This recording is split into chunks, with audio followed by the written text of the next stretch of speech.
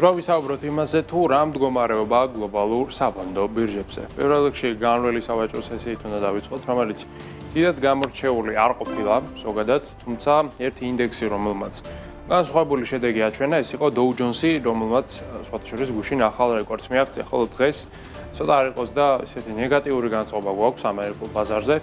S&P 500 უცვლელია, Dow Jones მცირედი კორექცია აქვს, -0.06%, Nasdaq-ი კი ეცემა 0.39%-ით, რაც ძირითადად ისევ და ისევ უკავშირდება, როგორც ხედავთ, AI სექტორთან დაკავშირებული კომპანიების ვარდნას. განსაკუთრებით ცუდი შედეგი დღეს აქვს Microsoft-ს, კიდევ დამატებით 2.5% დაეცა იგი, ასევე Amazon-ს -1.5% აქვს, Google-თან კი კორექცია დაახლოებით 2.5%-ის ფარგლებში. ამოკლედ, ინვესტორებს აქვთ შიში, რომ AI-ის მიმართულებით ჩადებული ინვესტიციები შეიძლება გადაჭარბებული იქნეს, ამ ინვესტიციებმა შესაძლოა ვერ დააგენერირონ ისეთი ამონაგები, რაც საჭიროა და ეს საბოლოო ჯამში ინდუსტრიას მიიყვანს ძალიან ცუდ და უხერხულ მდგომარეობამდე. აი ასეთია ყოველ შემთხვევაში პროგნოზები, რომელსაც ის ინვესტორები იზიარებენ, რომელთაც რატომღაც ამერიკული ტექნოლოგიური სექტორის მიმართ აქვთ ცუდი მოლოდინები, მაგრამ ერთია მოლოდინები, მეორეა რეალობა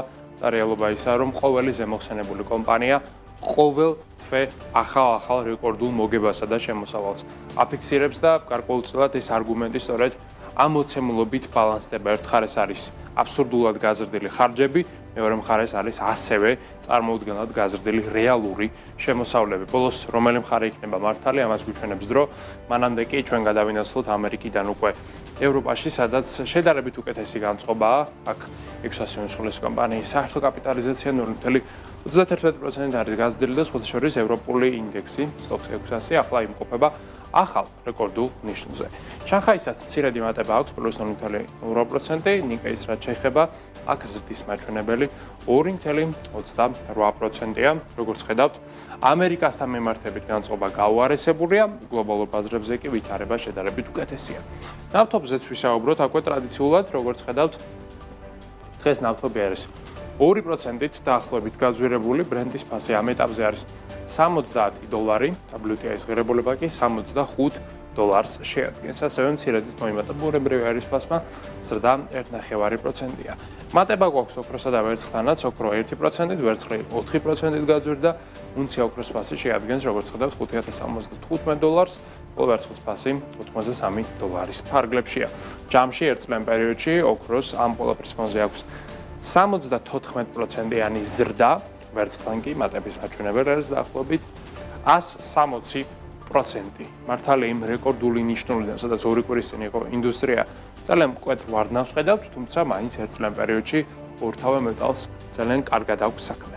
კრიპტოზეც ვისაუბროთ, აქ დაღმასვლა ისე გრძელდება 3%-ით, დამატებით კიდევ შემცირდა ინდუსტრიის საერთო შეფასება და ის შეადგენს $2.360 მილიარდ. ბიტკოინის ფასი ამ ეტაპზე არის, როგორც ხედავთ, 66,900, ხოლო ეთერიმის ფასი $1,900 ფარგლებშია, კლება გვაქვს საშუალოდ დაახლოებით 4%, ხოლო ერთ კვირაში -10%. კაპიტალიზაცია 225 მილიარდი გვაქვს ჩვენ ამჟამად, ეთერიმისა, ბიტკოინის კი არის $1.337 მილიარდი. ჯამში ინვესტორების განწყობა კრიპტოინდუსტრიის მიმართ ბოლო პერიოდში არის ძალიან ნეგატიური და თანაც ბაზარი გახდა საკმაოდ ყიფე. ყოველი მცირედი ყება, ყოველი მცირედი ნეგატიური სიახლეც კი ძალიან მკვეთრად აისახება უკვე ბაზარზე და აღარ არის უკვე ის დრო, როდესაც ბიტკოინი ძალიან მყარად ინარჩუნდება, მაგალითად $90,000-იან ნიშნულს და ფაქტობრივად არაფერი მის შერყევას არ იწვევდა. ასეთ ვითარება უკვე აღარ გვაქვს, პირიქით, კრიპტოინდუსტრია გახდა უკიდურესად ვოლატილური და მერყევი. აქვე ლონდონის საფონდო ბირჟასაც უნდა გადავალოთ ტრადიციულად თვალი, ეს არის საქართველოს ბანკი, რომელსაც დღეს აქვს მცირედი კლება 0.80%-ის ფარგლებში. TBC-საც 2-3 დღიანი ზრდის შემდეგ კორექცია უფიქსირდება და კლება ამჟამად არის -1.25%. რაც შეეხება ჩვენს ეროვნულ ვალუტას, დოლარის კურსი ამჟამად გვაქვს 2.68. ევროს კურსი არის 3.19, ხოლო სტერლინგის კურსია 3.67.